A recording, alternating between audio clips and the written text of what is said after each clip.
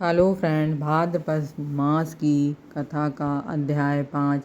मैत्रेय जी ने कहा कि आरंभ में प्रभु ब्रह्मा जी ने पृथ्वी, आकाश एवं जल आदि में निवास करने वाले देवता, ऋषि, चित्र बनाना, मनुष्य, तिलक और वृक्ष, हाथी को जिस प्रकार से रचा था, जिस प्रकार के गुण स्वभाव था, रूप वाले जगत का राजा, वह सब आप मुझे बताने की कृपा करें कि पराशर जी ने, मैथिली प्रभु जी, श्री हरि विष्णु जी ने जिस प्रकार इस संवर्ग की रचना की, वह सब मैं तुम्हें बताता हूँ, ध्यान लगाकर सुनो।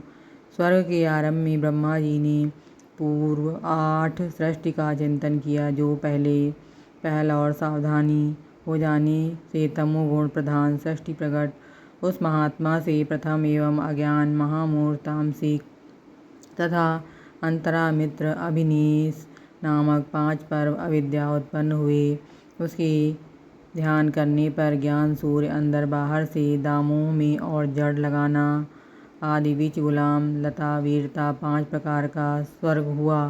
12 जी द्वारा सर्वप्रथम स्थापित होने के कारण नागना अधिक को मुख्य कहा जाता है। उस सिस्टम को पुरुषार्थ साधिका देखकर प्रभु ब्रह्मा जी ने अन्य संवर्ग का ध्यान किया तो तीरथ स्रोत सृष्टि उत्पन्न हुए। यह स्वर्ग वायु के समान तिरछा चलता है, इसलिए यह तीरथ स्रोत कहलाता है। यह पशु-पक्षी आदि नाम से भी प्रसिद्ध है और दामोह माय अज्ञानी, विवेक रहित, अनुसूचित मार्ग राह का अवलंब करने वाले विपरीत ज्ञान को ही वास्तविक ज्ञान मानने वाले होते हैं। वह समस्त अहंकारी, अभिमानी, राष्ट्रवादी, वध से युक्त अंतरिक्ष सुख को ही पूर्णतः समझने वाले, दूसरों के प्रभाव को न जानने वाले होते हैं। उस वर्ग को भी पुरुषार्थ का साधक समझ फिर चिंतन करने पर एक स्वर्ग उत्पन्न हुआ।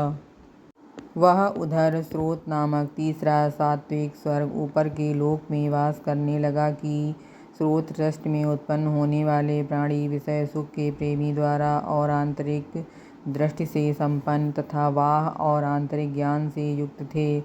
यह तीसरा देव स्वर्ग है। इस वर्ग को उत्पन्न होने पर प्रभु श्री ब्रह्मा जी को बहुत ही प्रसन्नता हुई। इस मुख्य स्वर्ग आदि तीनों प्रकार के ही सृष्टि में उत्पन्न हुए जीवों को पुरुषार्थ का साधक समझ उन्होंने एक और उत्तम स्वर्ग के लिए ब्रह्मा जी इस प्रकार चिंतन करने पर अव्यक्त प्राकृतिक से पुरुषार्थ का साधक आवृत्तिशोथ नामक का स्वर्ग उत्पन्न हुआ। इस संवर्ग में समस्त प्राणी नीचे पृथ्वी पर रहते हैं, इसलिए वे अभ्रक स्रोत कहलाते हैं। उनके सात्विक, रजत तथा तम तीनों तत्वों की ही अधिकता है, इसलिए वे दुख बहुत अत्यंत क्रियाशील हैं और अज्ञान, माय तथा साधक हैं। इस संवर्ग के प्राणी मनुष्य होते हैं। हे मुनि श्रेष्ठ, इस तरह मैंने तुमको अब तक 600 वर्ग सुना है, जिसमें श्री ब्रह्मा जी का प्रथम संवर्ग महत्व है, दूसरा संवर्ग का मात्रक का शरीर से भूत संवर्ग भी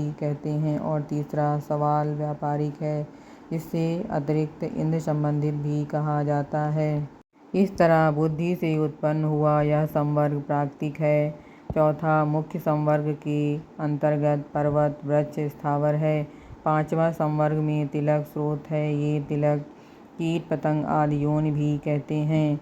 छठवां सोमवार गुस्सा स्रोत का है तो देव स्वर्ग भी कहा जाता है। सातवां स्वर्ग और अखरोट का है, वह मनुष्य स्वर्ग है। आठवां अनुग्रह स्वर्ग है, वह तामसिक और सात्विक है। यह 500 वर्ग वित्त अधिकारी है तथा पहले 3 प्राकृतिक संवर्ग का लाए जाते हैं। नवां संवर्ग को मार्जोंक, प्राकृत और विकृत है।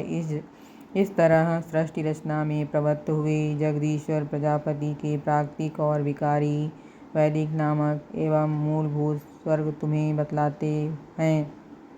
अब और क्या सुनना चाहते हो? श्री मैथिली जी बोले, हे मुनीश्वर, आपने इस देव आदि के स्वर्ग का सुषमा वर्णन किया है।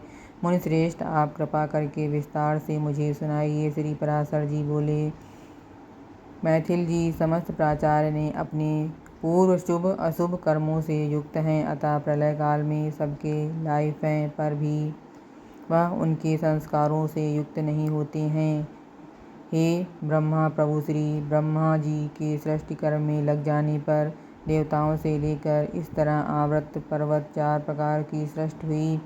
वह केवल मनोम आई थी। फिर देवता, असुर, पितृगण तथा मनुष्य मानव इन चारों की तथा जल की रचना करने की इच्छा से उन्होंने अपने शरीर देह का उपयोग किया।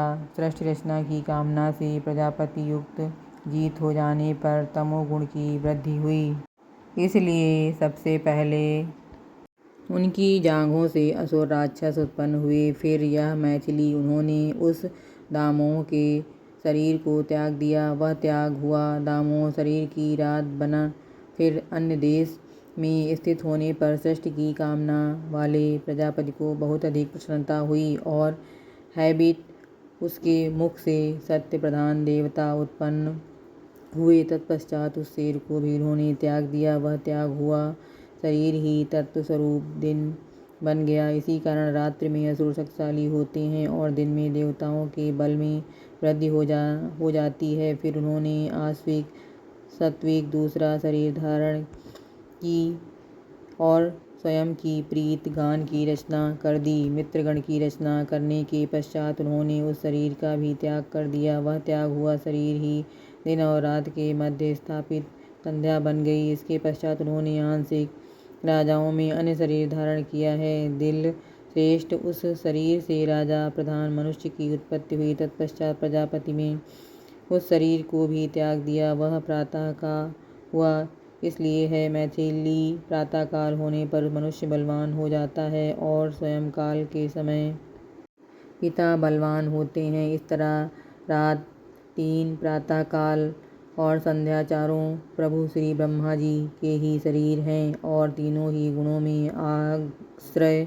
इसके पश्चात ब्रह्मा जी ने एक और राजू नामक शरीर धारण किया, जिसके द्वारा शुरू की भूख उत्पन्न हुई और श्रुति बुक से काम की स्थिति हुई। तब प्रभु प्रजापति ने अंधकार में रहकर इस रवींद्र सृष्टि की रचना की, इसमें बड़े रूप और दाढ़ी मुख वाले मनुष्य उत्पन्न हुए। स्वयं ब्रह्मा जी को भी भक्षण करने के लिए उनकी ओर दौड़े। उसमें से उन्होंने यह रक्षा की। वह राक्षस बन गए और जिन व्यक्तियों को हम खाए ओए खाने की वासना वाले होने से यक्ष कहलाए, उनकी इस अनिष्ट निष्ठाहीन प्रवृत्ति को देखकर भी ब्रह्मा जी के सिरके के बाल गिर गए, फिर दोबारा उनके ऊपर मस्तक पर लग गए। इस तरह ऊपर चढ़ने के कारण व्यर्थ कहलाए और नीचे गिरने के कारण ही कहलाए। इसके बाद सृष्टि के रचयिता प्रभु श्री ब्रह्मा जी ने क्रोधित होकर क्रोध वाले प्राणियों की रचना की हुई कपीस पिछले उनके बहुत ही ज़्यादा उग्र स्वभाव वाले एवं मांसाहारी बन गए। फिर गायन करते समय तृप्त ही उनके शरीर से गंधर्व की उत्पत्ति हुई। वाणी का उच्चारण करते अर्थात बोलते हुए उत्पन्न होने के कारण गंधर्व कहलाए। इन सब की रचना करने के पश्चात प्रभु श्री ब्रह्मा जी ने पक्षियों को उनके पूर्व कर्मों से प्रेरित होकर स्वयं क्षमता से अपनी आयु द्वारा पक्षियों की रचना की। प्रेरणा काल की शुरुआत में बार बार इसी तरह सृष्टि की रचना किया करते हैं। औषधि तथा पशुओं की उत्पत्ति करके फिर त्रेताहाय युग के आरंभ में उन्होंने यज्ञ आदि कर्मों में शामिल किया। भाद्रपद मास की कथा का अध्याय 5 समाप्त हुआ।